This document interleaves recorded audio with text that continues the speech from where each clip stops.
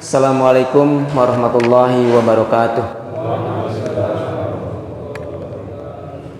Innal hamdalillah nahmaduhu wa nasta'inu wa nastaghfiruh wa na'udzubillahi min shururi anfusina wa min sayyiati a'malina may yahdihillahu fala mudhillalah wa may yudhlil fala hadiyalah. Asyhadu an la ilaha illallah wahdahu la syarikalah wa asyhadu anna Muhammadan abduhu wa rasuluh la nabiyya ba'dah. Bapak-bapak, ibu-ibu majelis taklim yang dirahmati Allah Subhanahu wa taala. Alhamdulillah kita di subuh ini Allah telah memberikan kita kekuatan untuk bisa melaksanakan sholat subuh berjamaah, dan juga Allah telah memberikan kita kekuatan untuk bertolabul ilmi yang setiap ahad subuh kita laksanakan. Semoga bapak-bapak dan ibu-ibu semua ada dalam lindungan Allah Subhanahu wa taala. Amin. Salawat serta salam mudah-mudahan tercurah kepada junjungan kita Nabi Muhammad sallallahu alaihi wasallam, kepada keluarga, para sahabat, para tabiin, para tabi'in, dan mudah-mudahan sampai juga kepada kita selaku umatnya. Bapak-bapak dan ibu-ibu yang dirahmati Allah, alhamdulillah pagi ini kita akan mendapatkan satu pencerahan dari Pak Ustadz Cecep. Insya Allah tema kali ini tidak melanjutkan bab toharoh karena ada menghadapi kita Idul Adha insya Allah. Jadi tema hari ini adalah tentang kurban. Bagaimana kurban yang seharusnya mungkin akan Pak Ustadz Cecep sampaikan, dan seperti biasa ada waktu untuk tanya jawab untuk kita bisa lebih paham lagi arti tentang kurban itu sendiri. Mari kita mulai kajian ini dengan sama-sama mengucapkan basmalah. Bismillahirrahmanirrahim. Pada Pak Ustadz Cecep dipersilakan.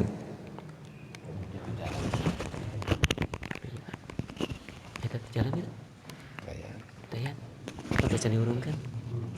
Minta.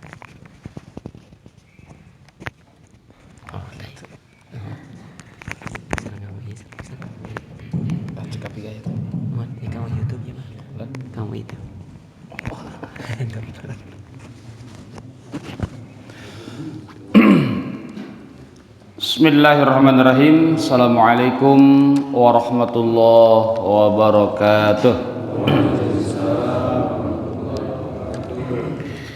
Alhamdulillah nahmaduhu wa nasta'inuhu wa nastaghfiruh wa na'udzu billahi min syururi anfusina wa min sayyiati a'malina. May yahdihillahu fala mudhillalah wa may yudlilhu fala hadiyalah. Asyhadu an la ilaha illallah wahdahu la syarikalah, wa asyhadu anna sayyidana wa nabiyyana wa maulana Muhammadan abduhu wa rasuluh la nabiyya ba'da, amma ba'd. Faqala Allah Ta'ala fi kitabihil karim A'udzu billahi minasy syaithanir rajim. Bismillahirrahmanirrahim. Watlu 'alaihim naba'a ibnai Adam bil haqq idz qarraba qurbana fatuqabbala min ahadihima wa lam yutaqabbal minal akhar. Al-ayah. Shadaqallahul azim. Hadirin wal hadirat ma'asyiral muslimin wal muslimat rahimakumullah, para bapak, para ibu, jemaah kajian subuh yang saya hormati.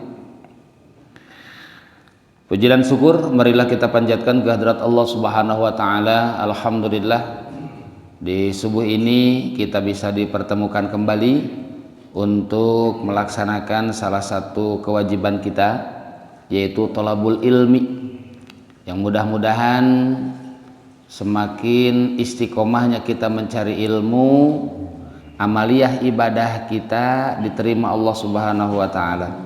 Shalawat serta salam semoga senantiasa dilimpahkan, dicurahkan kepada baginda alam habibana wa nabiyana Muhammad sallallahu alaihi wasallam, kepada keluarga, para sahabat, tabi'in, tabi'in hingga kita sekalian. Hadirin hadirat rahimakumullah, sebagaimana yang tadi sudah disebutkan bahwasanya untuk di subuh ini kita tidak melanjutkan materi yang biasa kita kaji, yaitu mengenai thaharah, dikarenakan insyaallah kurang lebih 3 minggu lagi lah, kurang lebih ya, kurangnya entah berapa. 3 minggu lagi kita akan melaksanakan hari raya yang kedua, yaitu hari raya Idul Adha, yang mana di dalam perayaan Idul Adha itu setelahnya ada pelaksanaan ibadah kurban atau kata lainnya udhiyah. Nah, untuk mempersingkat waktu, hadirin hadirat rahimakumullah, udhiyah atau kurban ini termasuk syariah qadimah, artinya syariat yang telah lalu, syariat yang sudah dijalankan atau yang sudah diperintahkan oleh Allah Subhanahu wa taala semenjak zaman Nabi Adam alaihissalam. Dan penyebutannya, hadirin rahimakumullah, pada saat itu dengan sebutan kurban. Kurban ini bukan korban ya. Kalau korban itu identiknya dengan orang yang kecelakaan.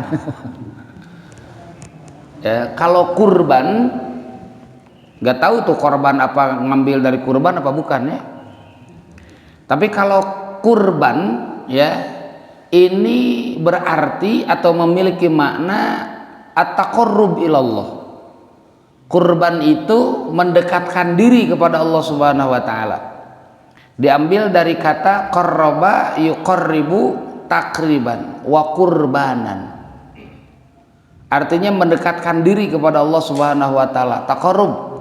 Sebagaimana firman Allah Subhanahu wa taala di dalam salah satu ayat suci Al-Qur'an ketika menceritakan kisah dua putra Nabi Adam alaihissalam, yaitu Qabil dan Habil.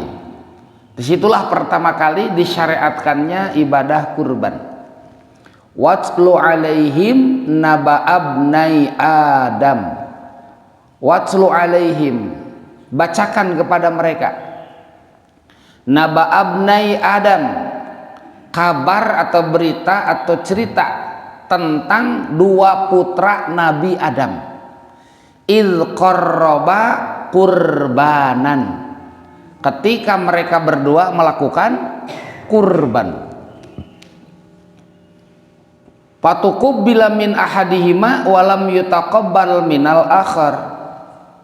Dan dari dua kurban yang dilakukan oleh kedua putra Nabi Adam ini, yang satu diterima, yang satu tidak diterima.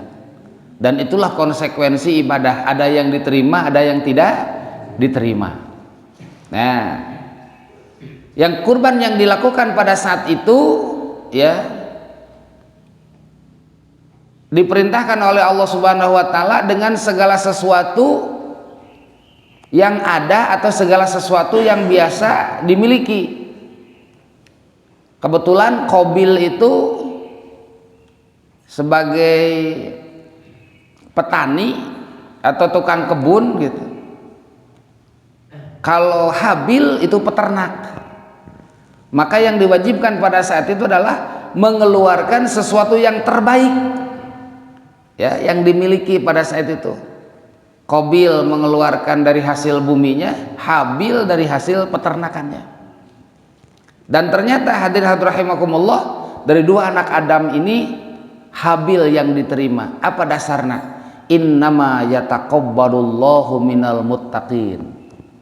Kata Qabil, kata Habil ya, di ayat itu, sesungguhnya Allah itu akan menerima kurbannya itu dari orang-orang yang bertakwa.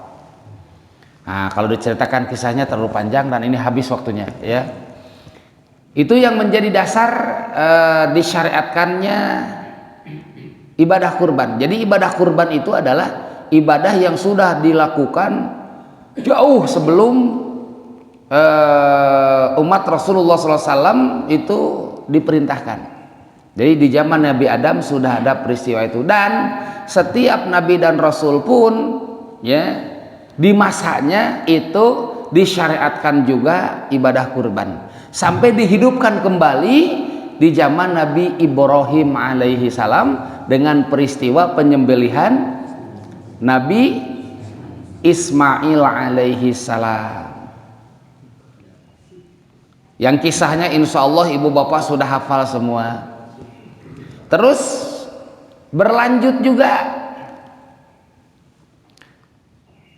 masalah pengorbanan ini ya, masalah kurban ini sebelum Rasulullah Shallallahu Alaihi Wasallam lahir, yaitu salah satu kisah mengenai ayahanda Rasulullah Shallallahu Alaihi Wasallam, yaitu Abdullah.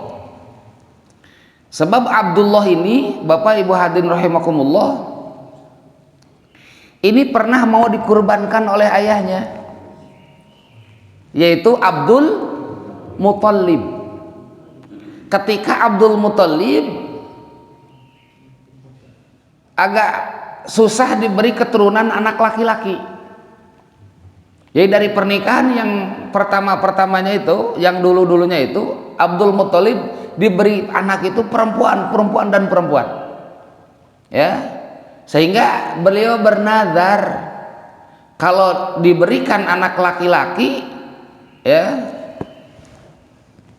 10, maka yang terakhir 10 atau 12 itu di kisahnya itu ya.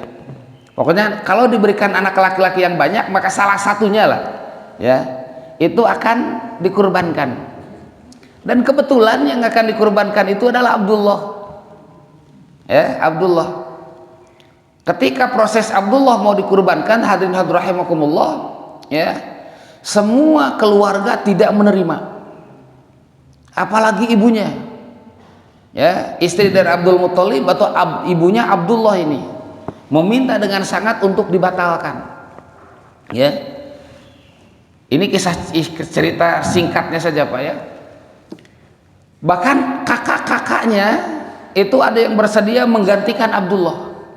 Kenapa? Sebab diakui ya oleh semuanya bahwa di antara putra Abdul Muthalib yang memiliki banyak kelebihan adalah Abdullah. Sangat disayangkan kalau Abdullah dikurbankan. Itu Pak ya. Dan akhirnya singkat cerita ya dibawa musyawarah lah oleh para tokoh-tokoh yang lainnya supaya dibatalkan. Sebab kalau acara ini atau ritual ini dilaksanakan, takutnya menjadi adat kebiasaan nantinya. Kalau perbuatan tokoh besar itu bisa jadi adat, bahkan bisa jadi hukum kesananya.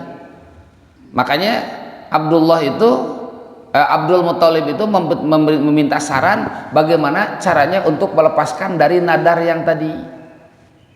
Nah, musyawarah di situ, maka ada petunjuk dari hasil musyawarah itu, kita datangi saja ke seorang rahib. Bagaimana bisakah dibatalkan nadar ini? Nah, dari penjelasan rahib itu, Pak, ya, ini rahibnya rahib Nasrani ya. Dijelaskan bahwa bisa saja diganti dengan hewan. Ya, bisa diganti dengan hewan. Caranya nanti nama Abdullah itu disatukan dengan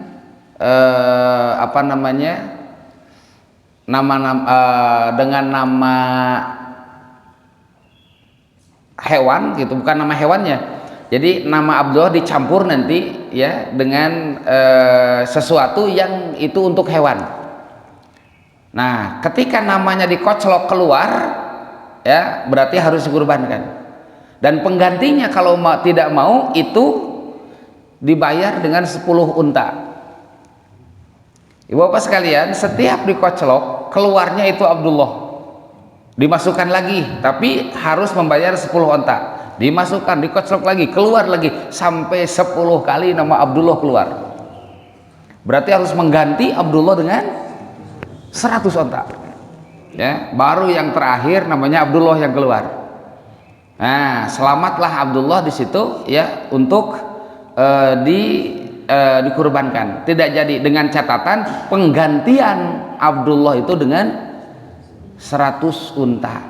Selamat Abdullah tuh. Padahal Bapak Ibu sekalian, peristiwanya itu sudah sangat mengerikan sekali, sebab Rasulullah SAW Abdullah pada saat itu sudah ditidurkan, sudah mau disembelih, Pak. Bahkan pisau itu sudah kena di sini dan sudah ada bekas. Ya, maka dalam satu hadis Rasulullah SAW bersabda, "Ana ibnu dabihatain." Aku ini adalah keturunan dari 2 orang yang disembelih. Yang pertama dari Nabi Ismail, yang kedua dari Abdullah. Nah, itulah ya. Dan ibadah kurban ini terus disyariatkan ya sampai ke syariatnya Rasulullah Sallallahu Alaihi Wasallam. Dan ibu bapak hadirin rahimakumullah, yang lebih populer lagi bahasa yang ada di dalam ilmu fikih itu adalah udhiyah, sehingga orang yang berkurbannya disebut mudhahi ya. Kalau dalam zakat itu muzaki, kalau dalam kurban mudhahi. Nah, mudhahi itu diambil dari kata udhiyah. Kalau tadi kalimatnya kurban ya, itu berasal dari qarraba yuqarribu atau taqarraba ya taqarrabu, maaf taqarraba ya taqarrubu taqarruban. Nah, itu ya diambil dari situ, artinya mendekatkan diri. Kalau udhiyah ya, ini udhiyah pengambilannya dari kata duha. Kenapa? Sebab pelaksanaannya itu di waktu duha, maka disebutlah udhiyah. Tadinya udhiyah itu berkaitan dengan waktu, dan akhirnya udhiyah itu berkaitan dengan hewan yang disembelih, maka disebutlah hewan udhiyah ya, seperti akikoh. Kalau kita berbicara masalah akikoh, yang terbayang itu adalah apanya, Pak? Penyembelihan hewannya ya. Da bapak oge lamun dionang gitu karena akikoh nu kabayang teh sate domba apa kejeng gulai. Ya, jadi identiknya akikoh itu adalah penyembelihan hewannya gitu ya. Padahal asal kata daripada akikoh itu adalah sa'run fi ra'sil maulud, rambut yang ada di kepala anak yang baru lahir, itu namanya akikoh. Nah, cuman kata Rasulullah SAW, yudbahu yauma sabihi, ditek-tek rambut nate di hari ke-7. Nah, berbarengan dengan ditek-tek rambut nanu hari ke-7 teh dipangmencitkeun yudbahu yauma sabihi teh wa yuhlaku ra'suhu, tek-tek rambutna pangmencitkeun domba dina waktu itu gitu ya. Maka dengan berbarengannya di hari dipotong rambut dengan disembelihnya hewan ya, domba, nah, akhirnya akikoh itu bukan ke rambut tapi ke dombanya. Nah, model gitu ya akikoh deh. Nah, Bapak Ibu sekalian ya, di dalam syariat berkurban ini atau udhiyah ini, Allah Subhanahu wa taala berfirman dalam salah satu surah yang insya Allah ini termasuk surah yang sangat favorit sekali, yaitu di surah Al-Kautsar ya. Allah Subhanahu wa taala berfirman, a'udzubillahi minasyaitonirrajim, inna a'tainakal kautsar fasalli lirabbika wanhar inna syani'aka huwal abtar. Inna a'tainaka, sesungguhnya kami yang agung, kata Allah Subhanahu wa taala, sudah memberikan Al-Kautsar, memberikan kepadamu Al-Kautsar. Apa itu Kautsar? Makna Kautsar ini banyak sekali Bapak Ibu sekalian. Ya, hampir 20 lah kurang lebih mana Kautsar. Tapi yang populer diantaranya Kautsar itu adalah haudun fil jannah. Kausar itu satu telaga yang ada di surga, dan ini yang paling populer, Pak. Ya, disebut dengan telaga Kausar. Ada juga makna Kausar itu naharun fil jannah, nahar, sungai yang ada di surga. Ada juga makna Kausar itu diantaranya an-ni'matul azimah, nikmat yang sangat besar. Nah, untuk makna-makna ini disesuaikan dan dicocokkan dengan situasi dan kondisi. Untuk nanti di akhirat ya, bisa saja Kausar itu adalah yang tadi, bisa haudun, bisa naharun. Kita saksikan saja nanti di akhirat. Ya, kita masuk surga dulu aja. Ya, Kausar ini apa ini? Gitu. Nanti lihat saja di sana. Sebab pendapat para ulamanya seperti itu. Ada telaga atau ada sungai yang ada di surga. Nah, untuk yang kita di sini di dunia ya, ini lebih cocok, lebih tepat lagi kita artikan dengan an-ni'matul azimah, nikmat yang sangat besar. Sehingga kalau kita luruskan, kami yang agung telah memberikan Kausar yang bermakna nikmat yang sangat besar. Sebagai bukti syukur, fasholli li rabbika, maka salatlah dan sembelihlah dan menyembelihlah. Inna syani'aka huwal abdar, sesungguhnya orang yang menghina kamu itulah yang akan abtar. Orang yang membencimu itu akan abtar. Abtar itu putus dari keturunan. Tuh, udah jangan membahas itu. Yang dibahasnya fasholli li rabbika wanhar. Nah, di ayat ini Bapak Ibu sekalian, para ulama menjadikan dasar bahwa firman Allah fasholli li rabbika wanhar itu adalah salat Idul Adha dan penyembelihan hewan kurban. Sehingga dengan ayat ini ditetapkan oleh para ulama ahli fikih bahwa salat Idul Adha lebih muakkad daripada salat Idul Fitri. Sehingga Idul Adha disebutnya Idul Akbar. Ya, kalau Idul Fitri itu Idul Asgor. Cuman di kita itu posisinya jadi terbalik. Ya, lebih perhatian ke Idul Fitri daripada ke Idul Adha. Padahal para ulama sudah menetapkan lebih muakkad Idul Adha daripada Idul Fitri, yang sudah barang tentu pahalanya lebih gede Idul Adha daripada Idul Fitri, Pak. Dibalik di urang apa? Lamun Idul Fitri, wow, nutara oge maksakeun salat teh. Nutara salat itu. Pokoknya mah Idul Fitri mah kaluar we eta mata nuta. Peupeureuheun cenah unggal poe tara, saminggu sakali tara, atuh satahun sakali wae mah bijil tah. Ya, Idul Fitri mah kaluar. Nah, cenah semangat salat Idul Fitri, meuli baju ieu masalahna, Pak. Aya teh mongkeuneun gitu tah. Boga samping beuteuh, boga baju beuteuh, kopiah beuteuh gitu. Meureun gitu tah apal meureun gitu. Das di selain itu mah teu aya teh.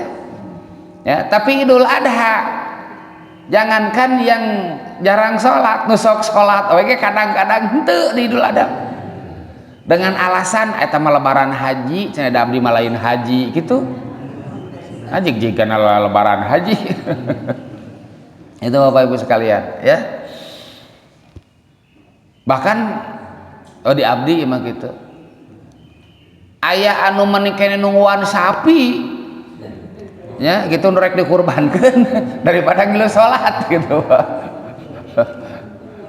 Jadi gue cenah orang manungguan doma we di dieu jeung sapi cenah gitu. Aduh masyaallah. Ya itu Idul Adha, ya salat Idul Adha.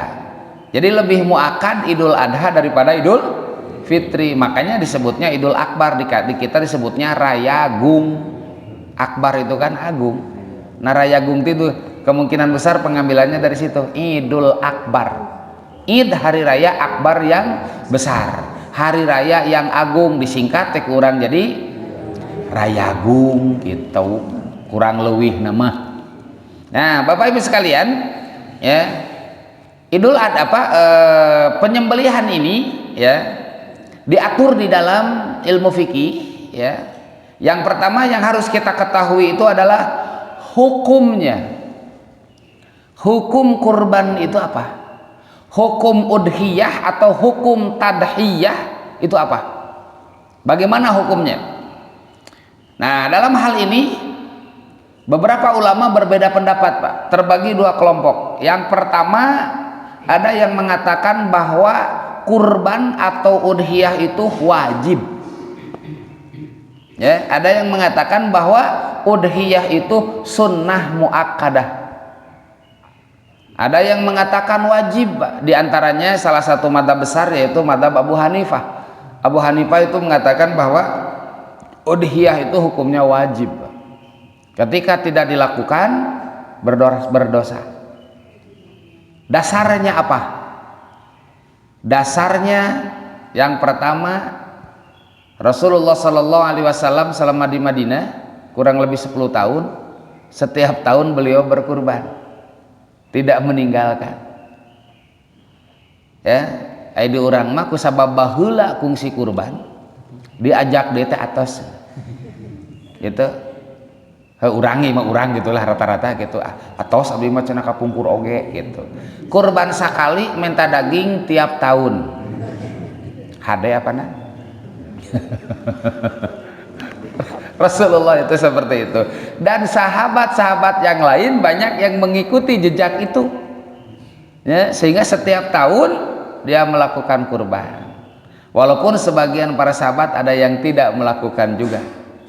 Ya. Yang kedua, itu hukumnya sunnah dengan dasar sahabat yang lain tidak melakukan. Salah satunya Umar bin Khattab radhiyallahu an, dengan sengaja dia melakukan tidak melakukan kurban di salah satu tahun untuk menunjukkan bahwa ini bukan wajib. Gitu, Pak, ya. Nah, dasar yang kedua, kenapa hukumnya wajib? Banyak diantaranya hadis-hadis Rasulullah yang isinya ancaman.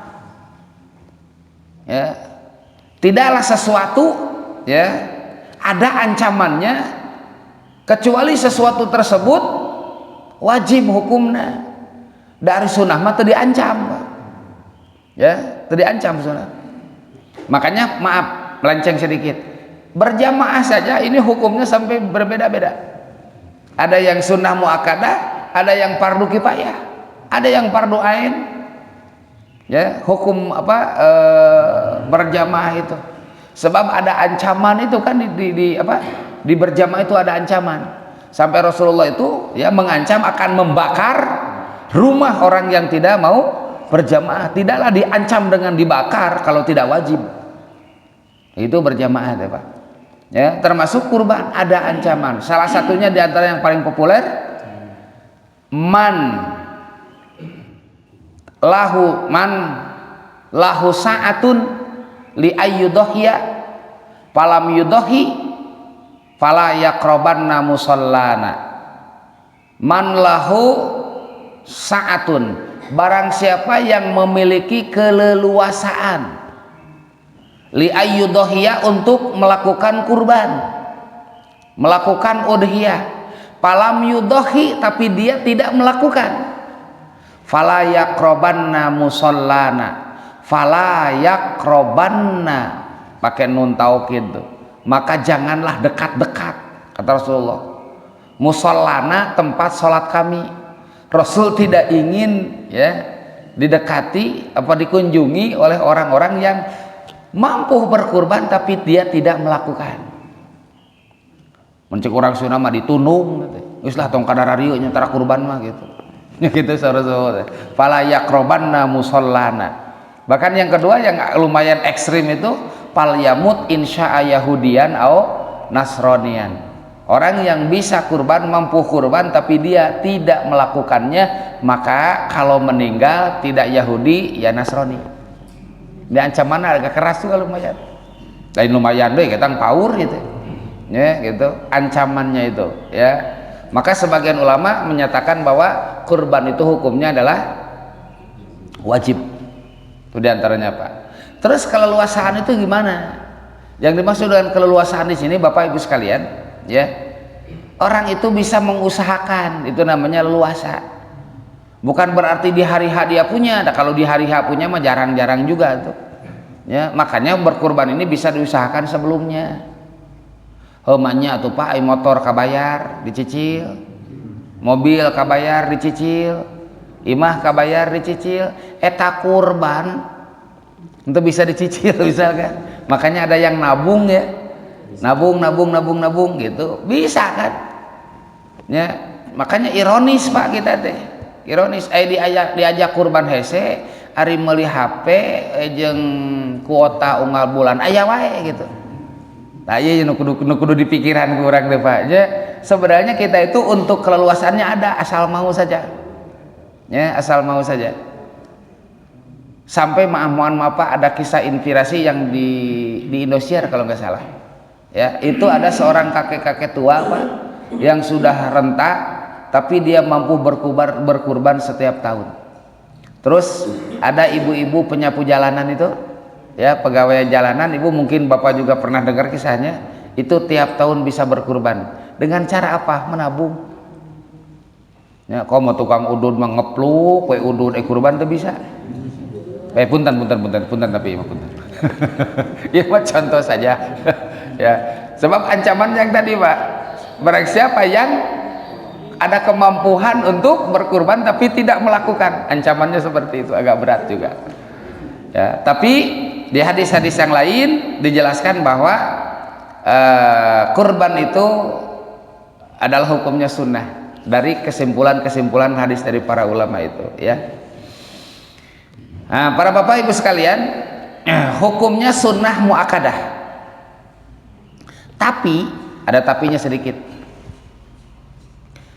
Qad tajibu li sababaini, kurban yang hukumnya sunnah, dan ini yang diambil oleh mayoritas para ulama Pak, diambil oleh kebanyakan para ulama fikih, bahwa kurban itu hukumnya adalah sunnah muakkadah, sunnah yang dikuatkan, sehingga posisi sunnah muakkadah itu di atas sunnah biasa tapi tidak naik ke derajat wajib. Tapi dari hukum itu berkembang Pak, bisa jadi wajib. Li sababa ini dikarenakan ada dua sebab. Yang pertama itu dikarenakan udhiyahnya itu dinadarkan.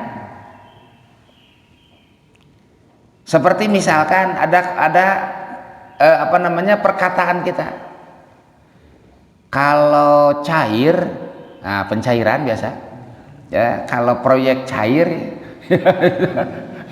rekurban gitu ya, lamun proyek cair rekurban, maka ketika cair maka wajib itunya kurban.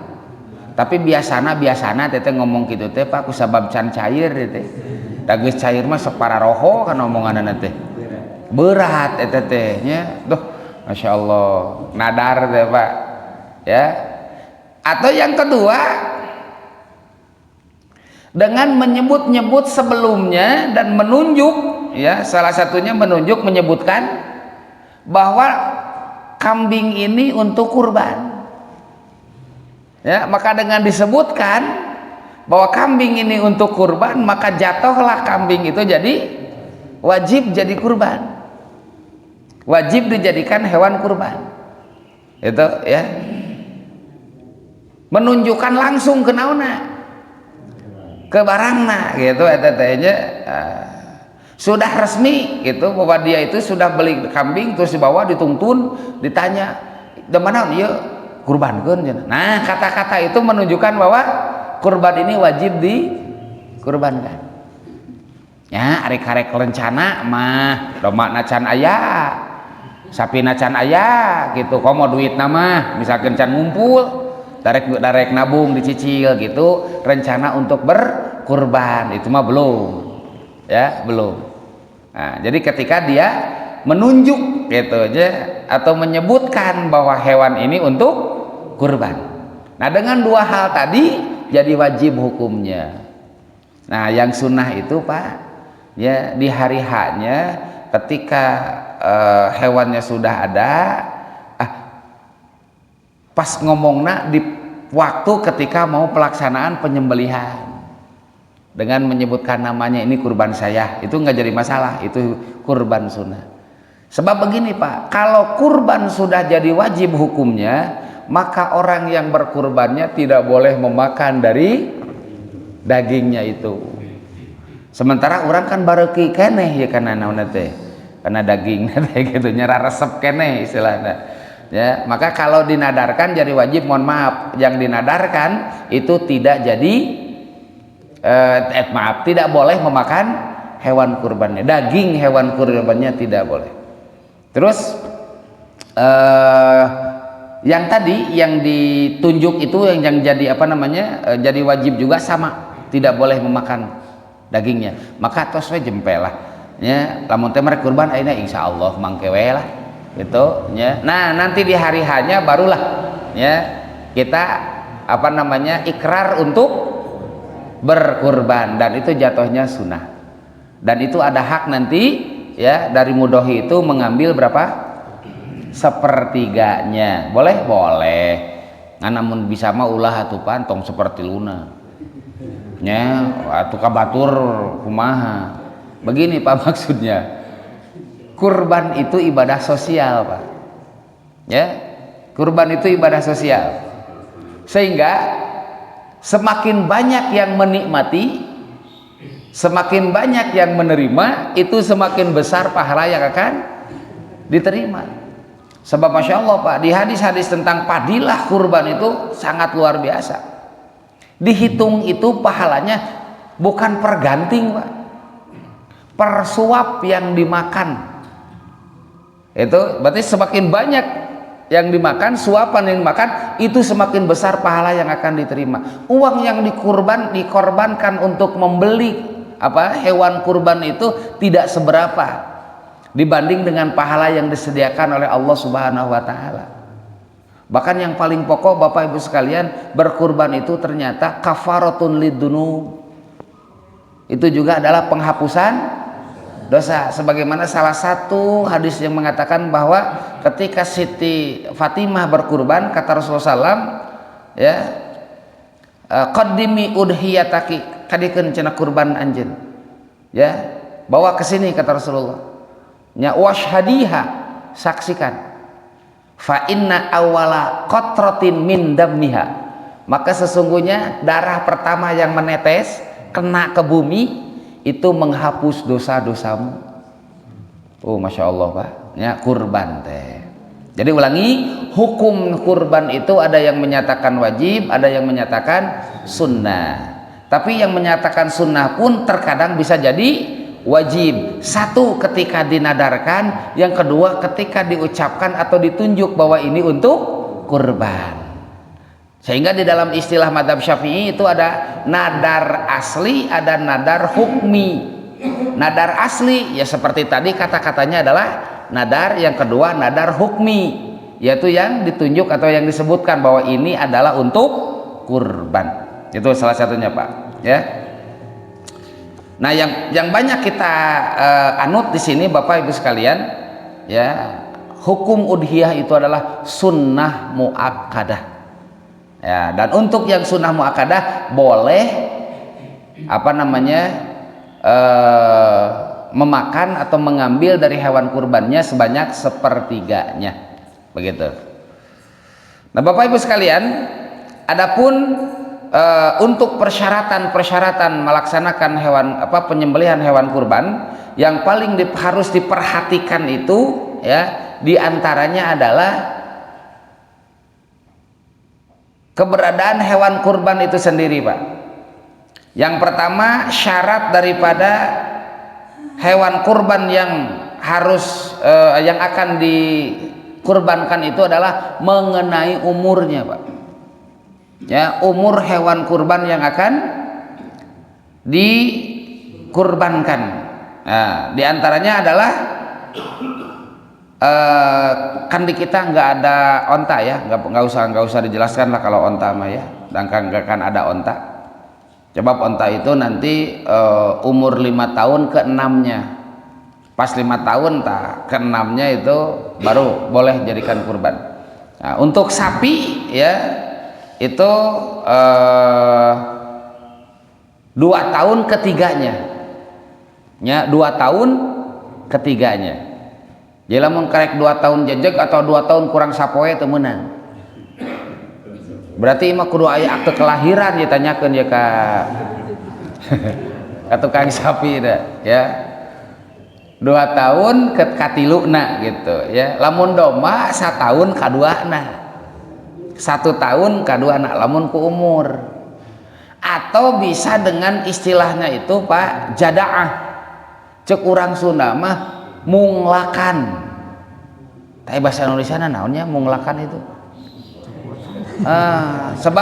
Sebab ternyata begini Bapak Ibu sekalian, ini berdasarkan pengalaman dan kita ngobrol dengan tukang domba ini teh.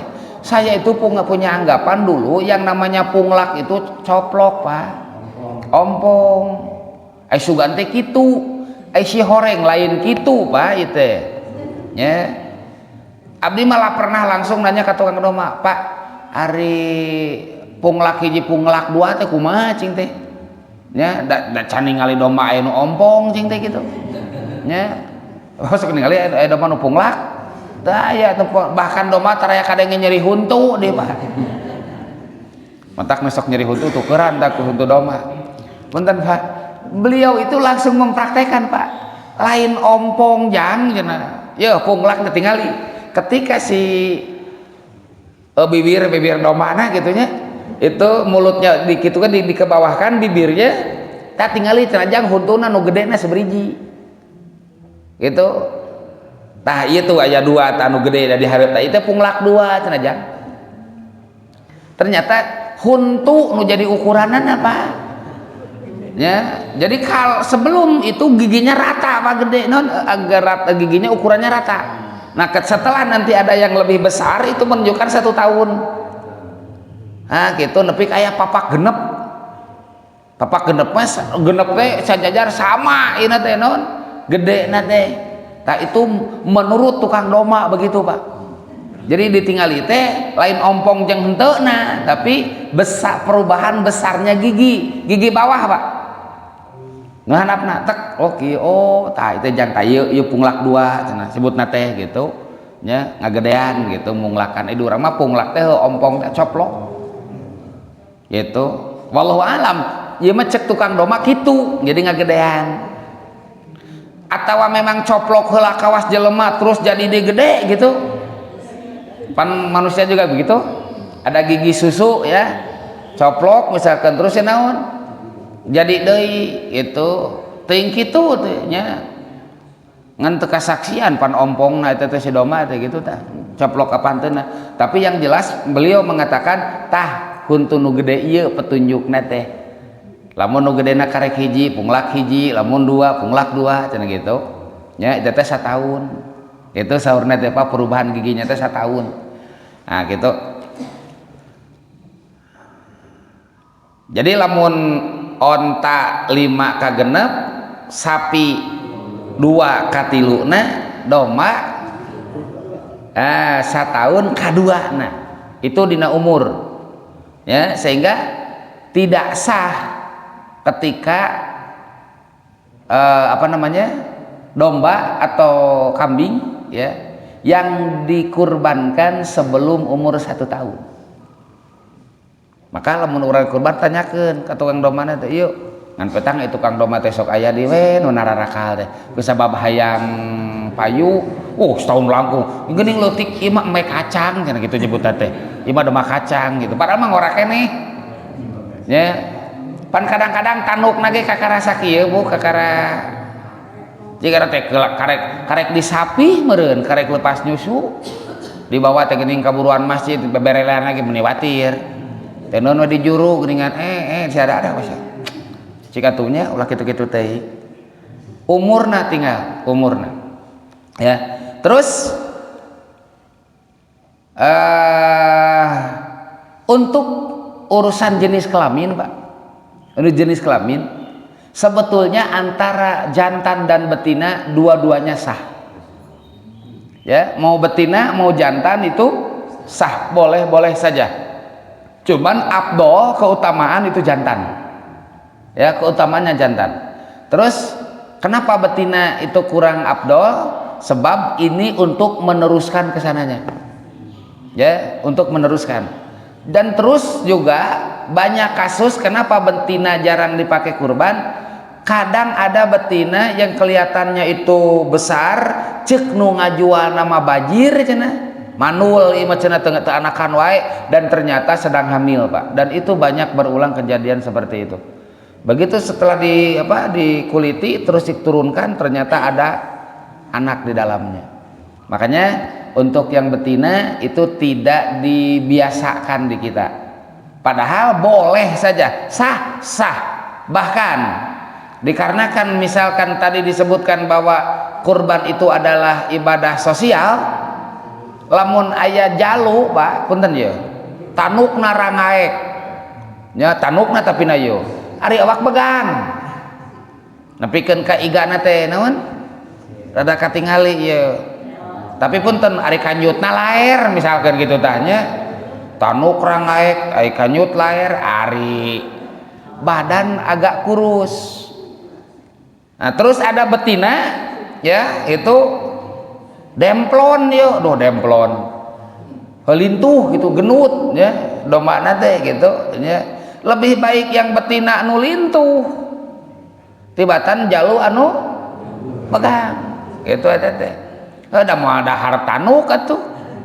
Nah, sebab cik tadi ge ibadah sosial, semakin banyak yang memanfaatkan, yang menerima manfaat, yang memakannya lebih besar pahalanya. Nah, cuman di kita Pak, di kita ini tidak biasa. Pernah Bapak di sini ada yang betina? Da jigana ku sabab tara biasa heug aya nu nungtun domba kurban kubikan diseungseurikeun jigana Pak. Ya. Bahkan bisa jadi omongan jigana teh. Lah ai kira-kira teu bisa kurban make jeung kubikang sagala geus we cicing, eta teh ucapan yang salah. Daripada cicingnya mending ku eta. Nya kurban gitu ya. Sebab antara betina dan antara jantan itu sama saja Pak, boleh. Gitu ya, boleh saja. La yadurruhum unusuhum wa dukuruhum, tidak mengapa ya. Unus itu betina, zukur itu jantan. Artinya boleh saja. Gitu Pak ya. Oh, bisi bapak misalkan, contoh dikit punten. Arek naon namina teh? Akikah misalkan. Laki-laki kan 2 sunahnya. Ya, perempuan 1. Aing meuli jalu 2 mah eungap ya, arek sajodo we misalkan ya. Jalu hiji, domba bajir hiji boleh. Gitu Pak ya. No what Ibu. Oh, tidak apa-apa gitu, silahkan saja. Nah, kan baiklah gitu meureun bahasa Inggris. Ya, itu umur. Yang kedua, dari fisiknya jangan ada kecacadan. Ya. Cacat yang sekiranya menjadikan hewan tersebut tidak layak untuk disembelih. Ya, seperti misalkan di sini sebutkan arbaun la tujji'u fil adhi. Ada 4 kriteria yang tidak menjadikan sahnya kurban. Di antaranya yang pertama al-auro al-bayyin. Dombanya itu atau hewan kurbannya itu matanya tidak bisa melihat. Ya, bade pecak bade lolong. Lolong teu ningali 2 nana, ari pecak teu ningali sabelah. Ya, auro. Tapi jelas tidak melihat. Itu tidak boleh. Al-maridatul al-bayyin, dan sakit yang jelas. Seperti memang si domba teh hareeng we tah mah. Katingali Pak, limpe domba teh kitu tanya. Ting muriang ting naon pokoknya mah jelas gering teh Pak. Penyakitnya jelas. Ya, kelihatan. Maka itu tidak sah juga. Tapi lamun kieu mah apa ya jag-jag, dohirna kelihatan. Setelah disembelih ternyata paru-parunya agak bercak-bercak misalkan gitu. Da meureunnan areneng jeung nu bogana sok ngarokok wae jadi we paru-paruna beunang misalkeun nih contoh meureun gitu.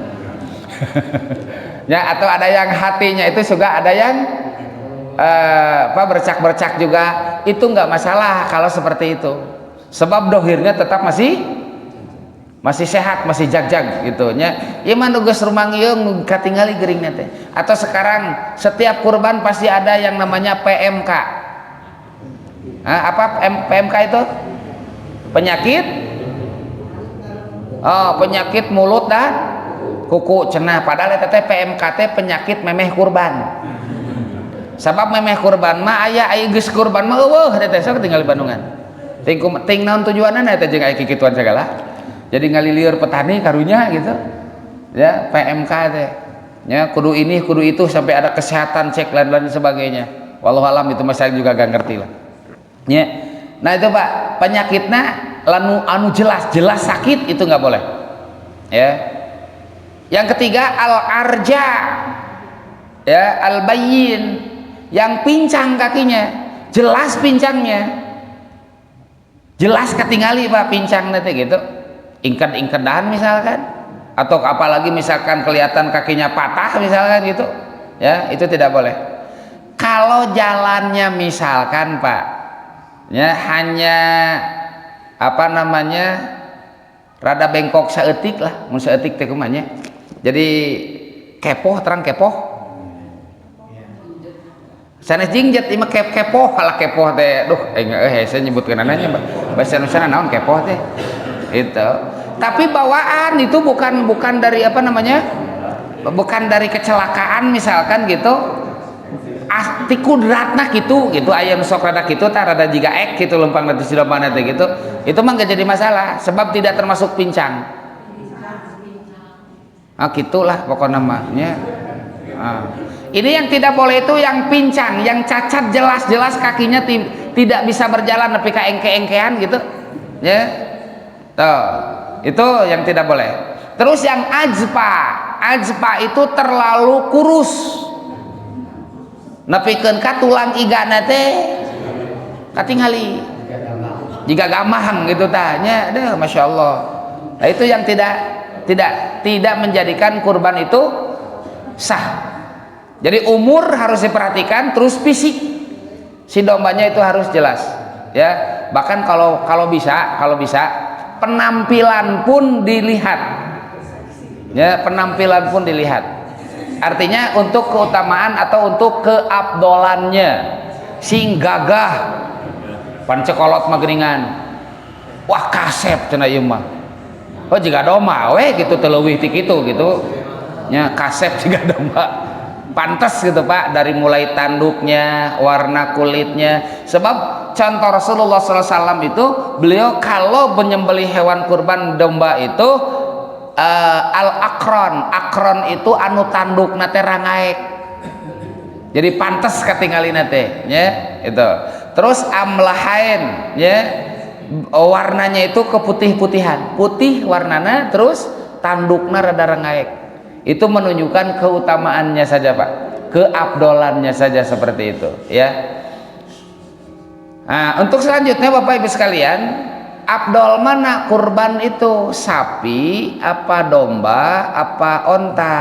Nah, dalam masalah abdol di sini abdoluha al-ibil, yang paling abdol itu pakai onta, sumal bakor, terus sapi suman nak gonam, terus gonam itu domba atau kambing, emai atau domba gitu. Eta teh lamun ninggal kaabdolan ya. Kenapa di sini lihat keabdolan itu berurutannya seperti ini? Ini dilihat dari kemanfaatan ya. Oke, ke bapak di Araritung, ke ibu di Araritung, ayeuna satu sapi berapa udunanana biasanya Pak? Satu orang berapa jatuhnya? 37. Itu pasti dapat sapi nate nu 25 lah kurang lebih. Wah itu lumayan rada badag Pak, 25 ya nya. Nanti bandingkan dengan 3.700.000 domba, sakumaha dagingna. Jelas ini akan lebih banyak daging dari sapi. Terus konsumen teh sok rada aya nu olo-olo oge, begitu dibere ku panitia teh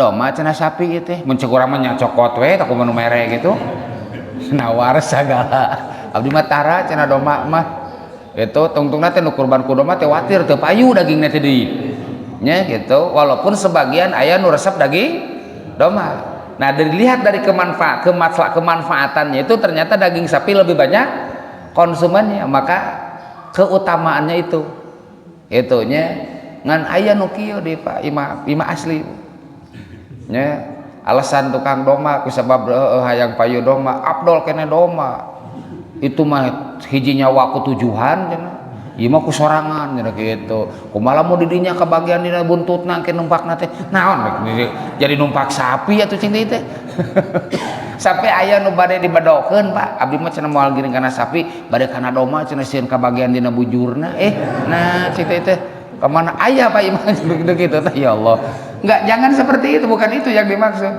Gusti Nu Agung cinta ieu mah ya aya bae katanya. Padahal jelas ulama fikih mengatakan afdol ibil, afdol itu onta, yang kedua sapi, yang ketiga domba. Seterusnya Bapak Ibu sekalian ya, di dalam masalah kurban ini ada hal-hal yang perlu diperhatikan. Yang pertama tidak boleh bagian dari kurban itu dijadikan upah penyembelih. Oke, ya, tidak boleh bagian dari kurban itu dijadikan upah penyembelih. Bisi tak ieu cenah ye buruh nu mencit huluna, nah gitu. Jadi huluna dipakai buruh nu mencit, tidak boleh Pak. Kalau statusnya ikrarnya itu buruh ujroh, tidak boleh ya. Tapi kalau memang memberi ya, diberikan itunya oleh yang kurbannya kepalanya kepada yang menyembelih boleh. Yang tidak boleh itu atas namanya adalah upah, dan upah itu harus sesuatu yang lain. Upah menyembelih itu yang lain, biasanya mah ku artos di buruhan eta mah ieu mah jelas ieu mah ongkos sembelih mah ieu mah masihan we itu mah boleh gitu mah ya. Terus yang kedua mudohi teh orang yang kurbannya tidak boleh menjual bagian dari kurbannya itu ya, tidak boleh menjual bagian dari kurbannya itu ya. Termasuk tidak boleh pengurban itu menjual kulitnya ya. Jadi pengurban nih, man ba'a jilda udhiyatihi fala udhiyatalah. Berdasarkan hadis itu Bapak ya, man ba'a jilda udhiyatihi, barang siapa yang menjual kulit hewan kurbannya, berarti kurbannya itu milik siapa? Milik dirinya, orang yang berkurbannya dijual kulitnya deh. Pala udhiyata, maka tidak ada udhiyah untuknya. Ngajadikeun gagal kurbana kusabab aya bagian anu dijual ya. Bagaimana kalau misalkan orang yang menerima itu bagiannya misalkan ya, terus dijual, itu mah boleh Pak. Menjual dikarenakan dia bukan sebagai mudohi, dia sebagai penerima. Dan terbagi dua, mohon maaf nih, bisa dipahami nih oleh Bapak Ibu sekalian. Orang yang menerima kurban itu tidak seperti zakat. Kalau zakat itu kan ada mustahiknya. Kalau kurban itu tidak, siapapun boleh, cuman statusnya nanti beda Pak ya. Kalau untuk ukuran orang kaya ya, orang berada, maaf, ketika menerima daging hewan kurban, daging hewan kurbannya tidak boleh dijual, hanya boleh dimakan atau disodakohkan lagi, tidak boleh dijual. Tapi kalau untuk yang fakir miskin ya, untuk fakir miskin, bagian yang diterima itu boleh diapakan saja, mau dimakan mangga, dijual mangga boleh. Pan Pak ya nu rajin atuh datang sa masjid cicingna teh geuningan nguriling atuh balik teh menang sakarung daging teh Ya, di itu menang, di dia menang. Nah, saking banyaknya akhirnya dijual sebagian. Untuk fakir miskin menjual daging hewan yang didapat itu boleh. Tapi untuk orang-orang yang berada, mohon maaf, untuk orang-orang yang berada agnia, ketika mendapatkan daging atau mendapatkan bagian dari hewan kurban itu hanya boleh dikonsumsi dan hanya boleh disodakohkan, tidak boleh dijual. Begitu Pak ya. Terus waktu penyembelihan, mengenai waktu penyembelihan Bapak Ibu sekalian ya, mohon maaf, waktu penyembelihan itu yang pertama harus sesudah sholat Idul Adha, jangan sebelum sholat Idul Adha, harus setelah selesai baru menyembelih ya. Terus batas akhirnya itu asar hari ketiga, 11, 12, 13 hari tasyrik.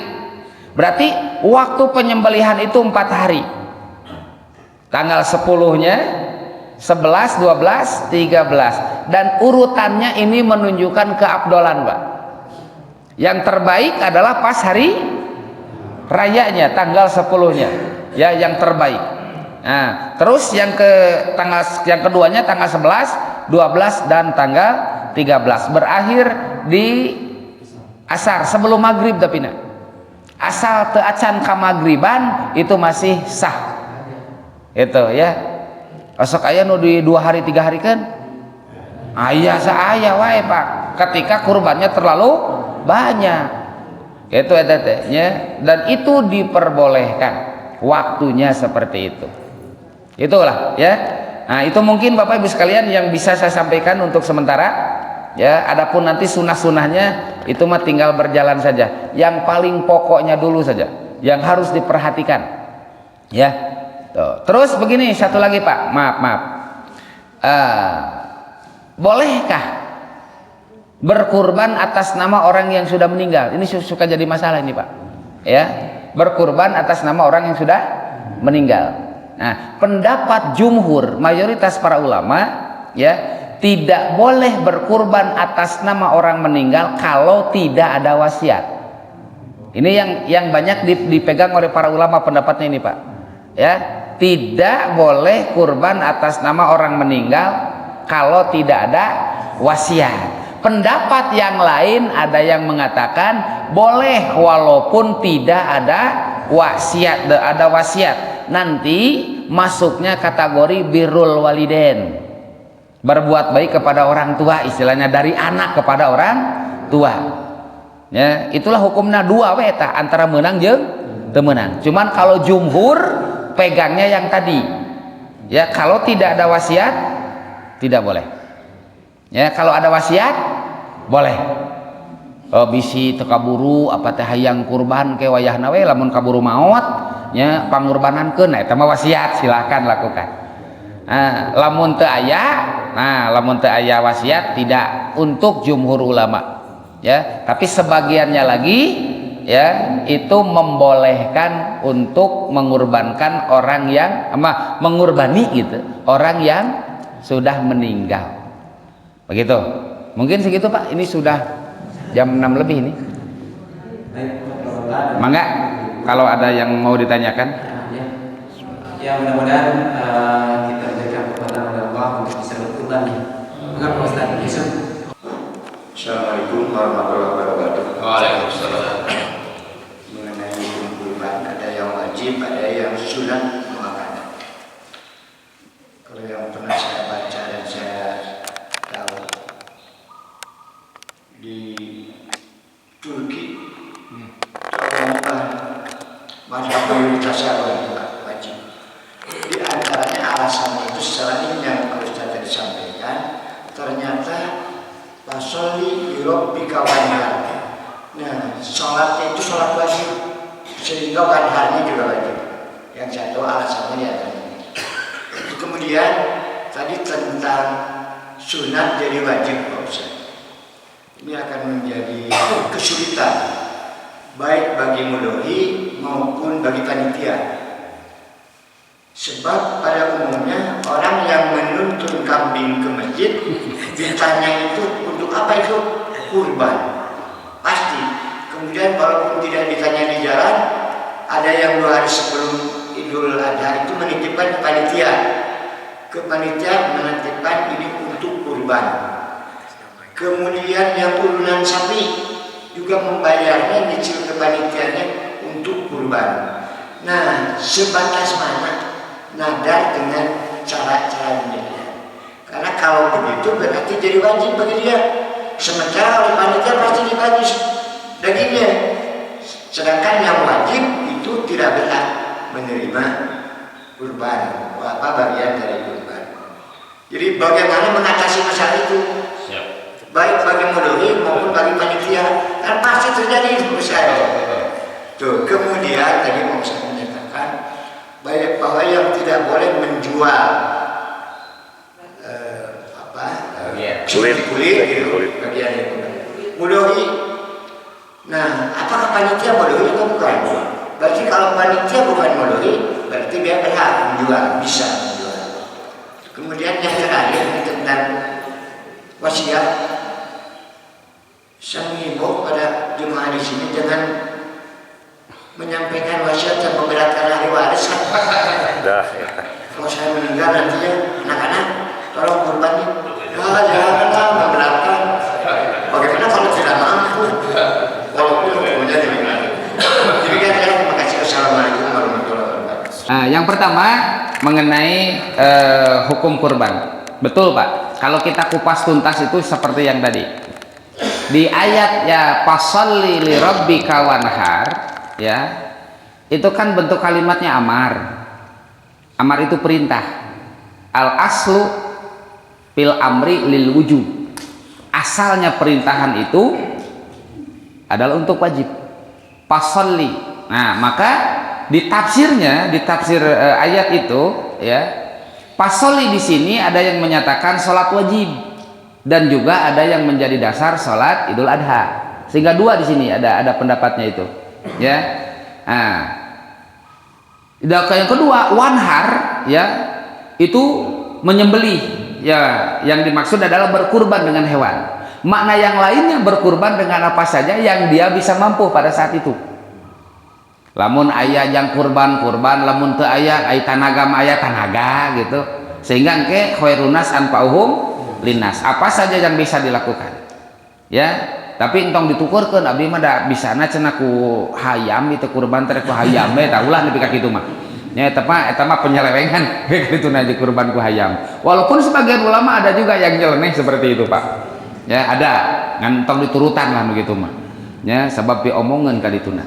Jadi fasalli li rabbika wanhar, betul itu jadi dasar bahwa wajib kurban itu di situ dengan kalimat amarnya itu, ya. Nah, sebab dikaitkan dengan pasolinya, walaupun sholatnya itu yang dimaksud itu ada 2, sholat wajib dan sholat Idul Adha. Maka dari perintahan itu Bapak Ibu sekalian saya sebutkan tadi, Idul Adha lebih kuat posisinya daripada Idul Fitri, ya. Oh, itu. Nah, yang kedua mengenai nadar yang tadi, ya, bagaimana solusinya, ya, kalau misalkan yang sunat jadi wajib dikarenakan nadar atau dikarenakan ada ucapan yang menunjukkan bahwa hewan ini adalah untuk kurban, dan ini pasti sering terjadi seperti itu. Solusinya seperti apa? Nah, Bapak Ibu sekalian, yang pernah saya saksikan dari guru-guru saya, ya, langsung lihat itu dan langsung mendapatkan penjelasan. Untuk menghindari, ya, memakan kurbannya yang wajib, ya, maaf Pak, ini istilahnya ditukar Pak, ya, ditukar tadi disilang, ya, sebab dalam untuk diberema tahun harap mau kurban deh Pak. Wah, iya liweur cenah panitia belah dieu mah cenah ya aing teu kabagian semua mau kurban deh gitu, ya. Nah, kalau sama-sama sapi, si A misalkan 7 orang di sapi ini, si B sapi ini, untuk menghindari makan, sebab yang tidak boleh itu memakan kurbannya. Kalau memakan kurban daging orang lain, boleh, ya, daging kurban orang lain gitu, itu boleh. Yang tidak boleh itu yang dirinya, yang itu. Nah, maka salah satu solusi yang pernah saya saksikan itu ternyata yang kurban sapi A nanti jatahnya dari sapi B gitu ya. Yang dari sapi B sapi A dikitukan Pak. Sampai ketika sebentar. Ketika dikuliti Pak, diturunkan dagingnya itu ulah waka dihijikeun. Ya. Pisahkan deui, ambil 7 buat mudohi, ini ambil 7 buat mudohi, bisi patuker. Itu di cirian ngaranna ditulisan. Nah, yang saya lihat seperti itu Pak, untuk menghindarinya seperti itu. Dan ternyata beres, alhamdulillah. Itu nya. Terus saya sarankan ke Bapak Ibu sekalian, mohon maaf sekalian ya, kalau bisa keikhlasan itu harus betul-betul dominan Pak. Ya, sehingga jangan terlalu banyak menuntut, minta bagian yang sesuai, walaupun itu hak silahkan saja, kan ini mah himbauan saja ya. Yang tadi Pak, semakin banyak yang menikmati, semakin banyak yang menerima, itu semakin besar pahala yang diterima. Bapak Ibu sekalian, Rasulullah Shallallahu Alaihi Wasallam walaupun beliau menyatakan boleh mengambil sepertiga, belum pernah Rasul mengambil sepertiga. Beliau itu hanya tabaruk, hanya ngambil berkah saja, makannya itu sabrakeun harita ya. Ulah nepikeun ka ieu mah duh Masya Allah dina kulkas suka nyocok gitu kan. Ulah gitu-gitu teh gitu. Jangan namanya bahasa kokomuan teh apa? Melampaui batas ya, jangan melampaui batas. Wajar-wajar saja kita berbahagia semuanya di hari itu ya, untuk merasakan naon kebersamaan. Da biasa lagi geningan di hari kok menunggu ngurus mata teh lieur Pak ya, jadi rada enak gitu tak asa ngeunah-ngeunah jeung asin gitu ta jeung ya, makan teh gitu ya. Jadi walaupun boleh mengambil sepertiga, disarankan ya, imah himbauan saja, jangan terlalu banyak lah disepakati. Kalau di saya Pak, kebetulan saya itu biasanya mudohi itu kebagian 2 kilo saja, udah 2 kilo ya, yang lainnya diikhlaskan untuk semuanya ya. Cuman suka ada begini, ini saudara saya ada 5 nih, tolong bagi ya. Oh ya silakan, tulis tengarana lah kayak dibagi gitu, ulah kaliwat. Nah sebab aya bejana dulu kurban menit pembagian gitu tanya, maka ditulis datana sok di datana tulis datana. Memang wajar ketika dia misalkan berkurban punya saudara ingin kebagian, makanya dia ngomong tulis sok. Yang penting kan bagian ngan ulah kieu we aya kurban di dieu dulur abdi cenah di Garut, aduh lieur atuh bal penting jauh teuing kewe teh mah kurang Garut lah kabagianana eta nya, ieu nu di sekitar nu di urang nu di dieu entong ngalilieur maneh ya. Gitulah salah satu solusinya ya Pak ya, kalau ada yang seperti itu ya. Terus menjual kulitnya. Nah ini kalau panitia mudohi bukan. Mudohi itu artinya kan orang yang berkurban ya gitu. Tapi kalau mudohinya bagian dari orang yang berkurbannya, ikut jadi apa? Jadi panitia ya. Itu temenan teh si panitia eta naon? Jual, harus ada ikrar memberikan dulu kepada yang lain. Itu dipasihkan lah gitu ya. Nah, kalau misalkan sudah jelas seperti itu, dan kalau yang lebih enaknya lagi begini Pak ya. Ada istilahnya ijab ya, ijab qabul dari panitia kepada mudohi ya. Kami sebagai panitia ya, misalkan itu nanti kulitnya itu kami memerlukan untuk biaya anu misalkan apa yang diperlukan ya, dan kami akan menjualnya. Lamun mudohi teh mangga we teh mah kumaha panitia we abi nyangakeun. Nah itu sudah boleh, silakan gitu. Sebab yang jelas-jelas tidak boleh menjual itu adalah orang yang berkurbannya ya, orang yang terus kieu Pak, ada yang kekeh petekeh pokokna mah ulah yang dijual recah kabehanana, kulit domba ditutukan, kulit sapi dibagikeun, apa yang terjadi? Mubazir Pak. Sebab ngurus kulit teh geuning rudet na teh nya leuwih hese teh Pak, tungtung nate jadi bararau tepuguh di pariceunan tuh nya, jadi kitu kejadianana itu nya. Saking menyatakan tidak boleh menjual da teu meunang sote nu kurbana mudohina, penerima itu boleh itu Pak nya. Sok we pasikeun nya. Setelah itu kesepakatan semua panitia yang sudah menerima itu dimanfaatkan ke sesuatu yang lebih bermanfaat yang sudah direncanakan. Apa mau dibagikan lagi uangnya? Bagus, jual deui Pak uangnya terus. Misalkan uang yang terkumpul teh ada lumayan, misalkan ya ieu mah jadi tambahan diberikan kepada fakir miskin, lebih bagus lagi ya, lebih halus deh. Jadi engke teh boga daging teh aya jeung meuli minyak sugan teh aya jeung meuli samara gitu nya, namanya di sate unggul mah gitu tah hayang we meureun digule gitu ya, silahkan saja itu ya.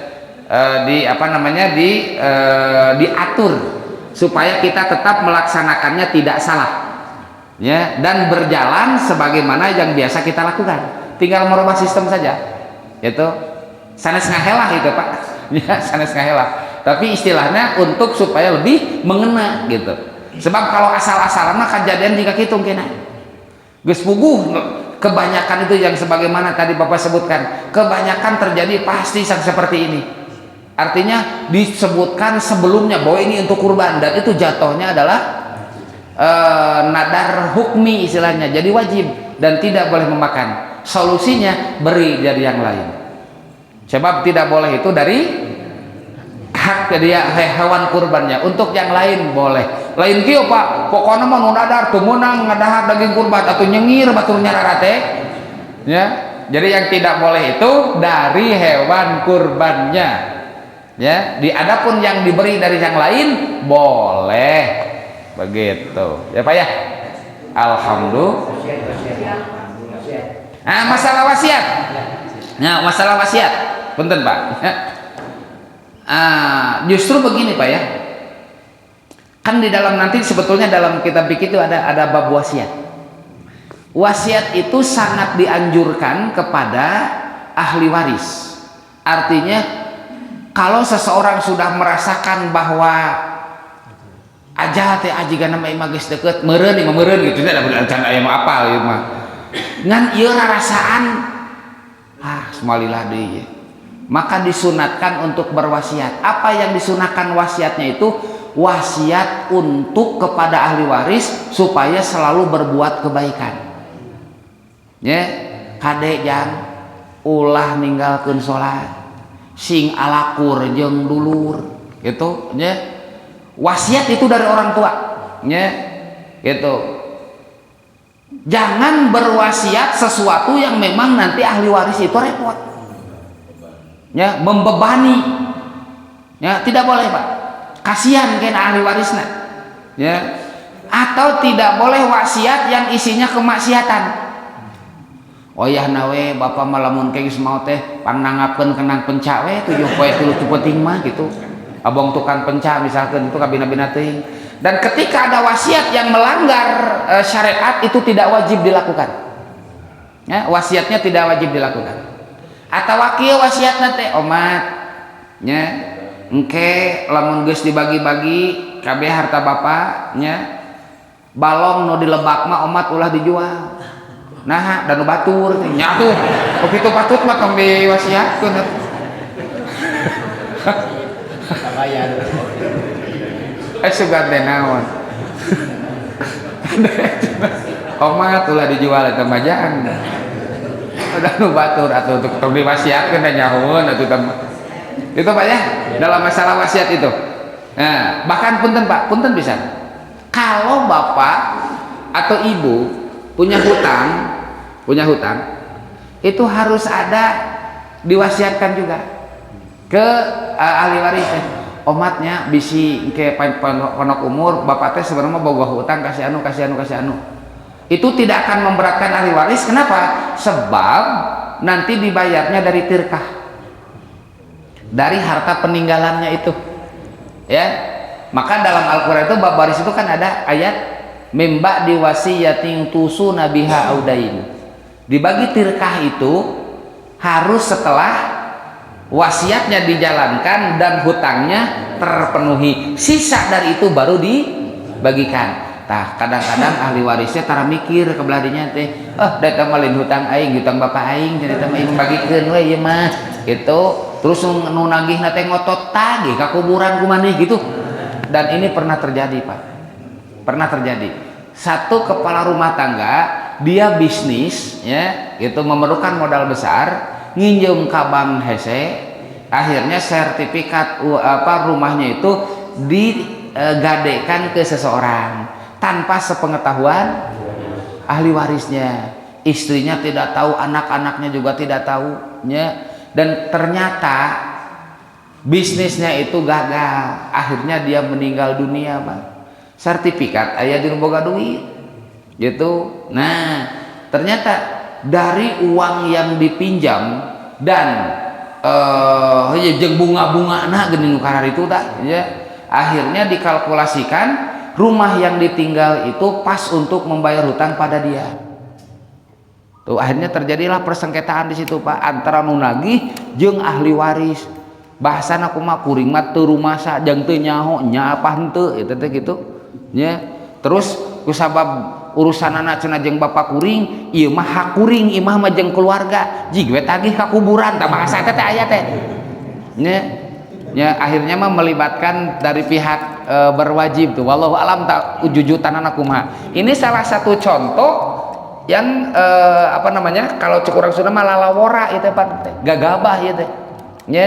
Dia melakukan sesuatu tanpa sepengetahuan ahli waris keluargana gitu, Pak. Udah berensian teu diizinan kaos teh gitu tah nya. Nah efeknya akan menjadikan beban kepada ahli waris itu. Dan mohon maaf Bapak Ibu sekalian, kalau misalkan nih hutang yang ditinggalnya itu hampir menghabiskan tirkahnya, nggak masalah, bayarkeun we dan nu anjeunna gitu.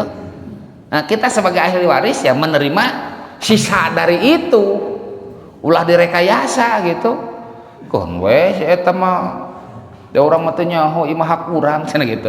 Padahal ahli waris itu waris itu dari atau setelah bayarkan hutangnya dan setelah melaksanakan wasiat. Terus sedikit lagi nih mumpung ingat. Yang namanya hutang itu terbagi dua, Pak. Satu, hutang kepada manusia. Dua, hutang kepada Allah. Ya, hutang kepada manusia jelas kita sudah paham ngerti, bayaran lah. Ya, nah hutang kepada Allah itu salah satunya seperti ini, Pak. Ketika dia masih hidup, padahal sebetulnya hartanya kalau dikumpulkan itu nisab, Pak. Keburu meninggal belum melaksanakan ibadah haji. Nah, maka dari sebagian harta tirkahnya itu dipisahkan untuk pelaksanaan haji dia, badal haji. Nah, berdasarkan salah satu penjelasan, ada seorang perempuan datang kepada Rasulullah dan beliau mengatakan, ya Rasulullah, inna ummi matat. Wahai Rasulullah, ibuku meninggal, walam yahujja, tapi dia belum haji. Apa ahuju anha? Apa boleh aku menghajikannya? Kata Rasulullah, huji anha, hajikanlah. Ya. Nah, ketika apa? Nisab. Ketika nisab. Sebab itu termasuk hutang. Pankieu, Pak, punten bisa. Orang-orang tua kita atau sepuh-sepuh itu kan bukan berarti dia tidak ingin melakukan, Pak. Ya, tapi kan pikirannya itu bagaimana anak cucu istilahnya gitu. Supaya ulah kata langsara, ulah kadungsang-dungsang gitu. Sampaikan ke kewajibanana teu kaburu ngalaksanakeun demi untuk itu. Nah, maka dari sebagian harta yang ditinggalkannya nanti kalau dia belum melaksanakan haji atau umroh itu dibadalkan dari harta itu. Itu diantaranya, Pak. Teruslah tadi ada namahan sekedik. Cekap segitu rupina aja. Atau cekap atau 6:30 ya melampaui batas ya. Cekap. Allahumma sholli ala sayyidina wa habibina wa syafiina wa maulana Muhammad sallallahu radhiyallahu tabaraka wa ta'ala an kulli sahabati Rasulillah ya ajmain amin. Alhamdulillah hamdan yuwafi ni'amahu wa yukafi mazidah ya rabbana lakal hamdu kama yanbaghi li jalalika al-karim wa 'azimi sultanik.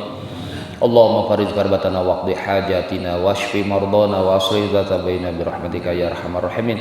Rabbana la tada' lana fi maqamina hadza dhanban illa ghafarta wa la hamman illa farajta wa la da'an illa syaqaita wa la daynan illa qadaita wa la hajatan min hawaijid dunya wal akhirah illa qadaita wa yassartaha rabbana hab lana min azwajina wa dhurriyyatina qurrata a'yuni waj'alna lil muttaqina imama rabbi ij'alni muqimas salati wa min dhurriyyati rabbana wa taqabbal du'a rabbi habli minas solihin rabbana ighfir lana wa liwalidina warhamhum kama rabbawna shighara rabbana atina fid dunya hasanah wa fil akhirati hasanah wa qina adzabannar nas'aluka ridhaka wal jannah wa na'udzubika min sakhatika wan nar ya aziz ya ghaffar ya rabbal alamin subhana rabbika rabbil izzati amma yasifun wa salamun alal mursalin walhamdulillahi rabbil alamin. Al-Fatihah. A'udzubillahi minasyaitonir rajim. Bismillahirrahmanirrahim. Iyyaka na'budu wa iyyaka nasta'in ihdinas siratal mustaqim siratal ladzina an'amta 'alaihim ghairil maghdubi 'alaihim waladdallin. Amin amin ya mujibas sailin walhamdulillahirabbil alamin. Assalamualaikum warahmatullahi wabarakatuh.